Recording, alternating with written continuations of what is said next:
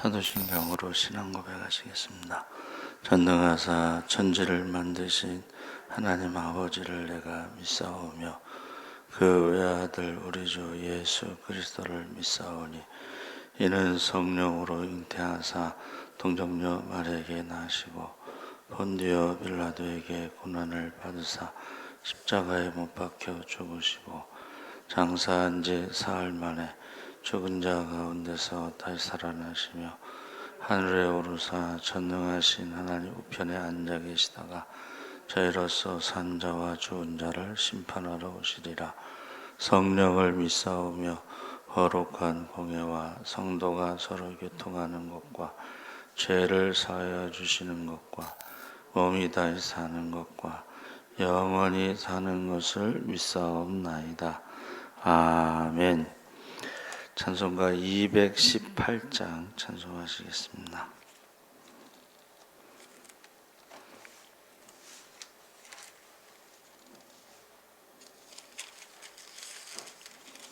찬송가 218장 찬송하시겠습니다. 내 마음과 정성을 다하여서 주 너의 하나님을 사랑하라. 내 몸을 아끼고 사랑하듯 형제와 이웃을 사랑하라. 주께서 우리에게 명하시니 그 명령 따라서 살아가리. 널 미워 해치는 원수라도 언제나 너 그렇게 사랑하라. 널 핍박하는 자 위에서도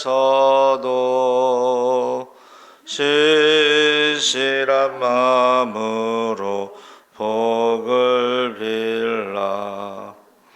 주께서 우리에게 명하시니 그 명령 따라서 살아가리. 나 항상 주님을 멀리하고 형제를 사랑하지 못하였다. 이러한 죄인을 사랑하사 주께서 몸 버려 죽으셨다. 속죄의 큰 사랑 받은 이 몸 내 생명 다 바쳐 충성하리. 아멘. 하나님 말씀 마태복음 5장 21절에서 26절까지 말씀을 보겠습니다. 신약성경 5쪽에 있습니다. 제가 가진 성경 6쪽에 있습니다. 5장 21절에서 26절까지 다 같이 읽겠습니다. 옛 사람에게 말한 바 살인하지 말라. 누구든지 살인하면 심판을 받게 되리라 하였다는 것을 너희가 들었으나 나는 너희에게 이르노니 형제에게 노하는 자마다 심판을 받게 되고 형제를 대하여 라가라 하는 자는 공회에 잡혀가게 되고 미련한 놈이라 하는 자는 지옥불에 들어가게 되리라. 그러므로 예물을 제단에 드리려다가 거기서 내 형제에게 원망 들을 만한 일이 있는 것이 생각나거든 예물을 제단 앞에 두고 먼저 가서 형제와 화목하고 그 위에 와서 예물을 드리라. 너를 고발하는 자와 함께 길에 있을 때에 급히 사화하라. 그 고발하는 자가 너를 재판관에게 내어주고 재판관이 웅리에게 내어주어 옥에 가둘까 염려하라. 진실로 내게 이르노니 내가 한 푼이라도 남김이 없이 다 갚기 전에는 결코 거기서 나오지 못하리라. 아멘. 할렐루야. 네, 좋은 아침입니다. 잘 오셨습니다. 감사합니다. 생명은 존귀합니다 라는 제목으로 말씀을 나누려고 합니다. 오늘날 남의 생명을 함부로 짓밟는 일들이 엄청나게 많이 일어나고 있는데, 이 분노 조절 장애, 감정으로, 탐욕으로 여러 가지 살인 사건이 계속 일어나고 있습니다. 그러니까 하나님께서 인간의 생명이 최고로 귀하다고 말씀하시면서 사람에 대한 계명의 첫째로 부모를 잘 섬길 것을 명하셨고, 그 다음에 살인하지 말라고 하셨습니다. 그래서 웨스트민스터 그 소요리 문답 68문에 제6계명에 명하는 것이 무엇입니까? 라는 질문에 답으로는 제6계명에 명하는 것은 일체 합리한 법대로 우리의 생명과 남의 생명을 힘써 보존하라는 것입니다. 69문에서는 제6계명에 금하는 것이 무엇입니까? 라고 물었는데 그 대답으로는 무리하게 우리 생명이나 이웃의 생명을 빼앗거나 해하는 일들입니다. 그래서 하나님께서 만물을 창조하실 때에 지상과 공중에 있는 모든 것을 사람에게 맡기시며 관리하도록 하셨습니다. 그러나 단 한 가지, 인간의 생명만을 손대면 안 된다고 하셨습니다. 생명에 대한 권한은 하나님만이 가지고 계시기 때문입니다. 그래서 살인에 대한 다른 종교의 가르침에 불교는 살생하지 말라 가르쳐서 저들은 사람의 생명뿐만 아니라 모든 생물과 미생물까지 죽이지 않습니다. 그러나 그 가르침은 진리가 아닙니다. 어떤 목사님이 신학생 시절에 불교 승려와 변론을 하였습니다. 먼저 말하기를 당신네들은 살생하지 말라고 하면서 왜 살생합니까? 하니까 승려가 우리가 무슨 살생을 하느냐 말했습니다. 그때 우리가요, 숨을 한번 쉼으로써 또 냉수를 끓이거나 마심으로 그 속에 있는 생명체가 얼마나 많이 죽이고 생명체를 얼마나 많이 죽이고 있다는 것을 알고 있느냐? 우리 물을 끓여 먹잖아요, 그렇죠? 그리고 그랬더니 이제 승려가 유구무원이었어요. 근데 그 승려들도 회충약을 먹는다 그래요. 그리고 파리나 이나 빈대나 벼룩을 그냥 두지 않습니다. 또 채소밭에는 전답에 농약을 칩니다. 그러니까 살생하지 말라고 가르치는 것이 모순이라는 거죠. 그래서 불교의 형제 종파인 쟁교의 창설자 마하바라는 살생을 금지하라는 말뿐 아니라 살생하지 아니하려고 노력했는데, 목욕할 때도 미세한 벌레라도 다칠까 빗자루로 쓸고 목욕했다. 비가 올 때는 벌레가 발에 밟혀 죽을까 봐 길을 걷지 아니했다. 이것이 원래 힌두교에서 시작된 것인데 동양의 그 살생을 금하는 사상이 깊이 뿌리 박히게 됐는데, 여러분 그 불교의 윤리는 상대 윤리라고 그래요. 상대적이다. 다시 말하면 원래 불교는 음주 가물을 못하게 되어 있습니다. 근데 이제 스님 곡차 드시죠? 그러면 마시는 거예요. 그러니까 상대적이라는 것은 어떻게 보느냐에 따라서 이제 해석이 달라지는데, 고기를 먹지 않는데도 도끼나물 드시죠? 그러면 먹는다는 거예요. 도끼나물. 예? 그리고 그 색동정어리 아시죠? 예, 그 아이를 낳지 못해서 정성을 빌려간 사람들에게 스님이요, 아이를 갖게 하는 것을 육보시라고 그래요. 육보시. 보시라는 건 도와준다는 뜻인데, 그래서 그것이 이제 스님의 아이라는 것을 표시하는 게 색동저걸이에요. 그러니까 이게 상대적인 윤리를 갖고 있어요. 어떻게 생각하느냐에 따라서 다르다. 근데 기독교는 이제 절대적인 윤리를 갖고 있죠. 그래서 사람의 생명을 해쳐서는 안 된다는 것이 하나님의 명령입니다. 근데 그 살인에 대한 유대인의 오해는 육계명에 살인하지 말라는 말씀을 순전히 외부적으로 자살이나 직접 살인하는 것에 대해서 그것을 살인하지 말라 그랬는데, 그 사람들은 또 뭐를 갖고 있어요? 명예살인 있잖아요. 유대교에서 다른 종교로 개종을 하거나 그러면 가족이 가서 죽이게 돼 있어요. 한 해에 5,000명입니다.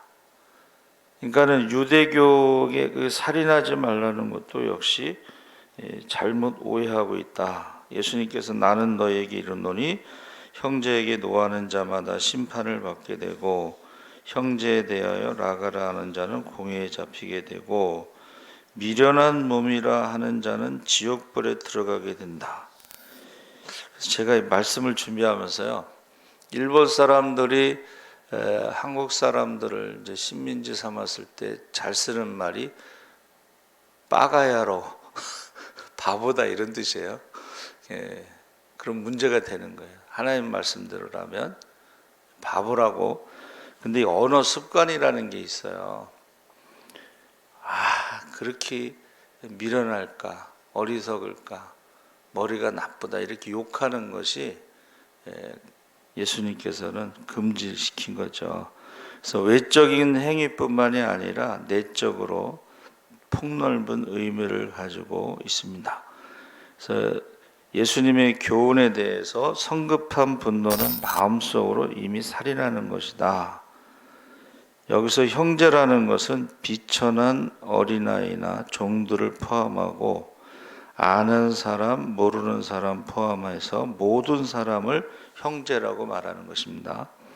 그래서 노한다는 것은 상대방에게 오랫동안 악심을 품고 있다는 거죠.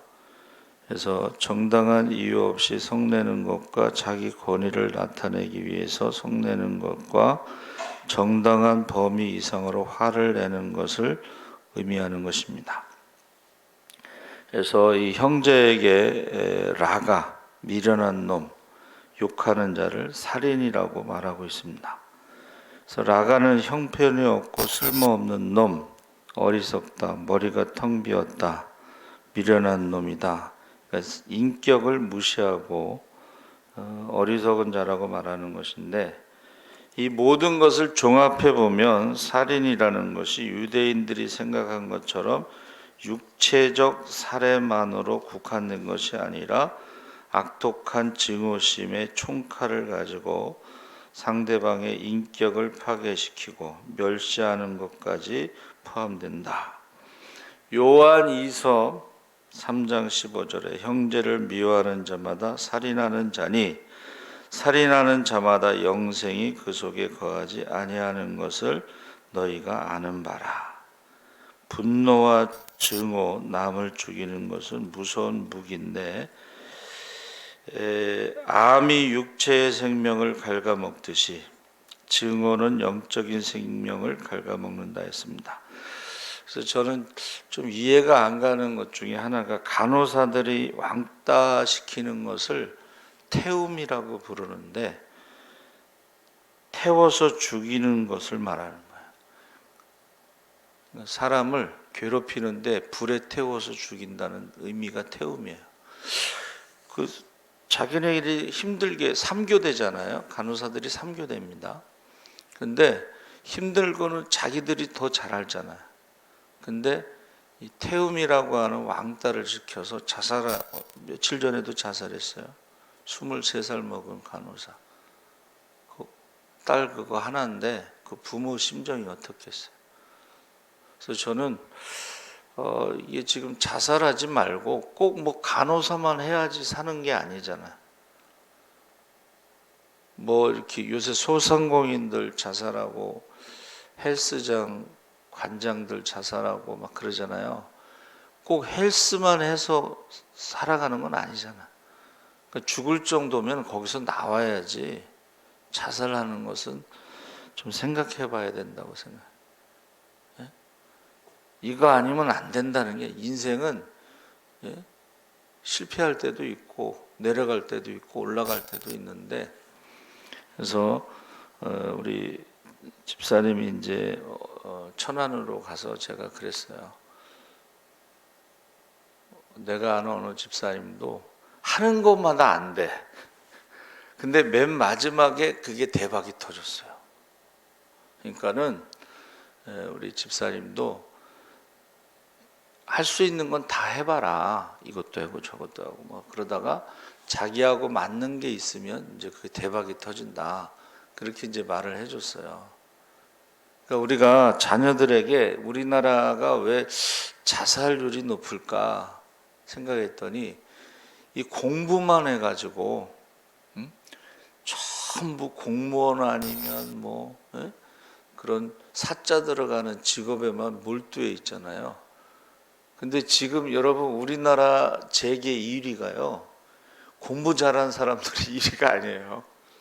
뭐 디자이너, 공부하기 싫어서 그냥 자기 학교 안 가고 디자이너 해가지고 카카오톡 재계 1위가 그 디자이너예요.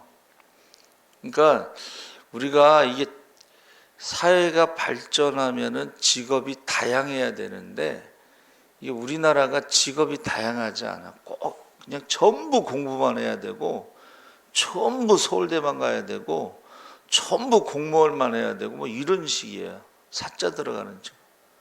그게 이제 교육이 잘못됐다는 거예요. 사회가 발전하고 선진국일수록 직업의 숫자가 많습니다. 그래서 그런 것을 학교에서도 가르치고 교회에서도 가르쳐서, 이거 실패했다고 자살하면 어떻게 해? 하는 것마다 성공하는 사람은 한 명도 없잖아요. 그렇죠? 그래서 얼마 전에 이 청소년들 친구를 감금하고 굶겨서 죽였어. 이거 우리 상상할 수 없는 일들이 일어나요. 아니, 친구를 굶겨서 죽였어. 그래서 30년, 징역 30년. 성경에는 실수로 죽인 살인에 대해서는 이제 도피성으로 들어가서 피할 수가 있어요.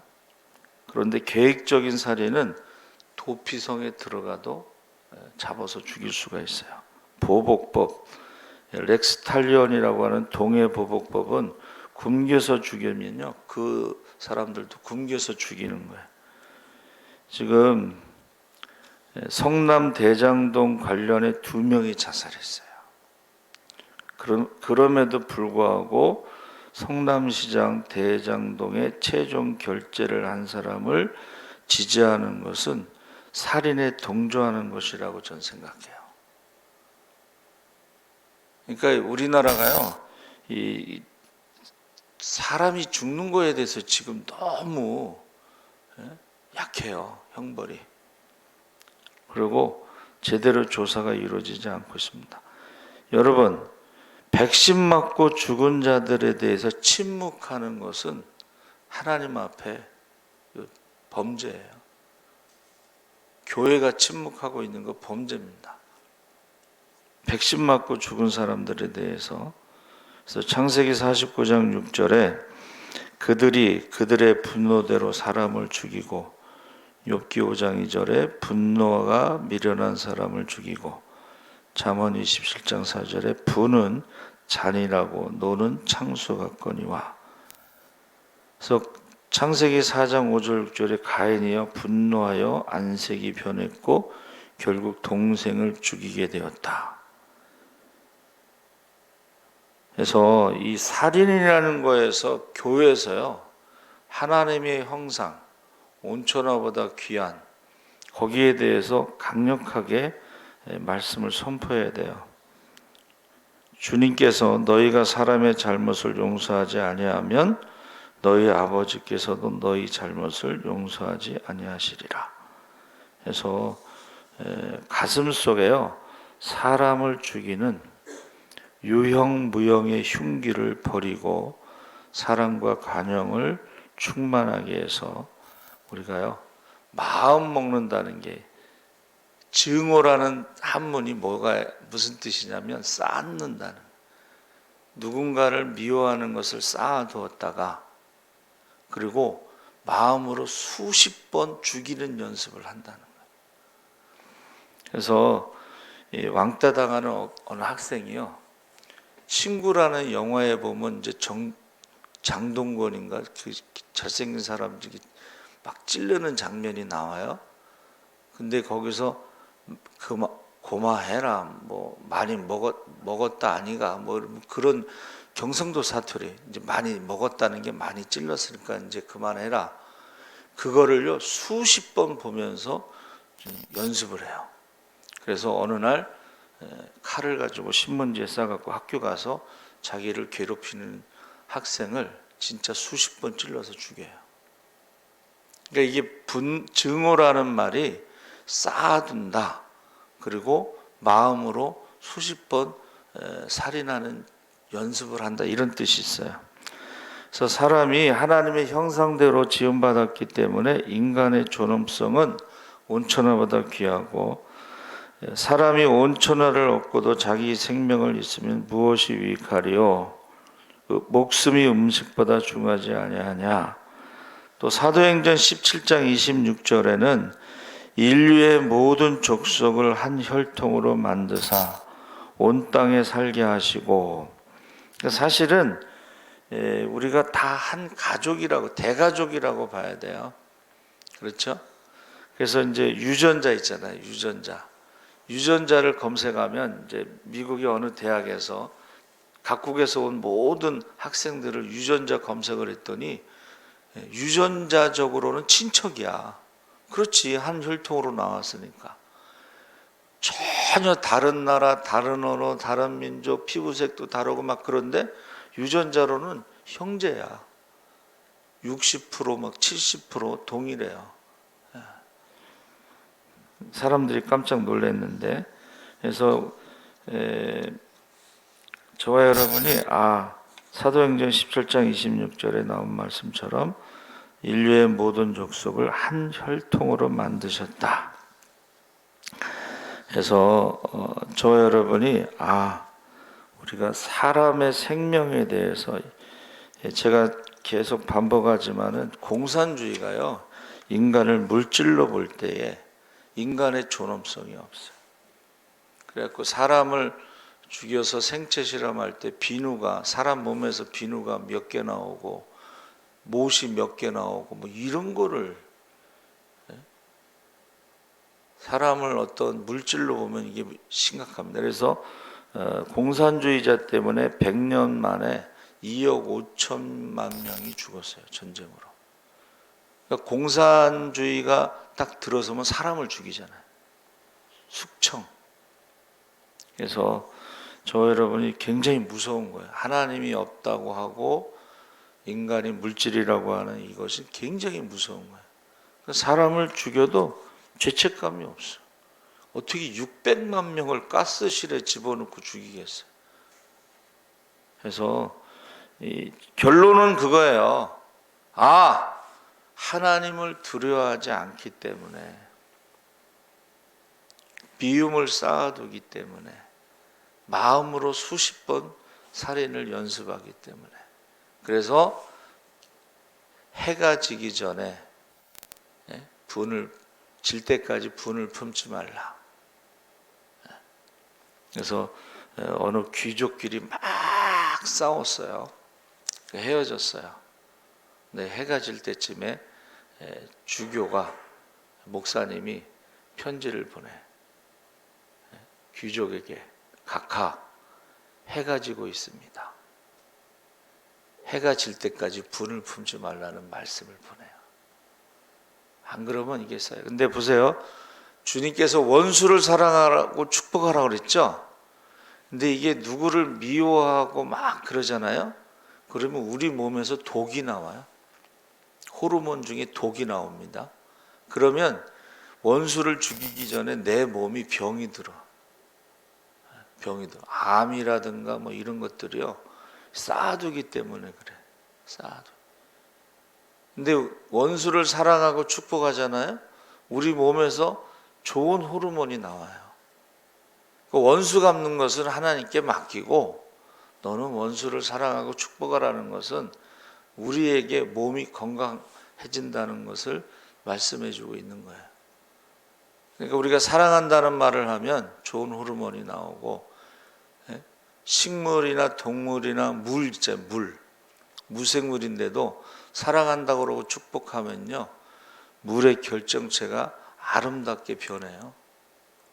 근데 식물이나 모든 동물이나 물질도 미워하고 저주하잖아요. 그러면 형태가 찌그러져요. 그래서 저와 여러분이 정말 하나님을 두려워하기 때문에 우리가 생명을 귀하게 여기고 우리가 축복하시기를 주의 이름으로 축원합니다. 아멘. 살아계신 하나님 아버지 감사합니다. 오늘날 하나님을 두려워하지 않고 하나님이 없다고 하고 사람을 물질로 보는 그런 사상으로 많은 사람들이 죽었습니다. 우리가 항상 하나님을 두려워하고 한 영혼을 온 처마다 귀하게 여기고 사랑하고 축복할 수 있게 하여 주시옵소서. 감사하며 예수님의 이름으로 기도합나이다. 아멘. 하늘에 계신 우리 아버지여 이름이 거룩히 여김을 받으시오며 나라의 마옵시며 뜻이 하늘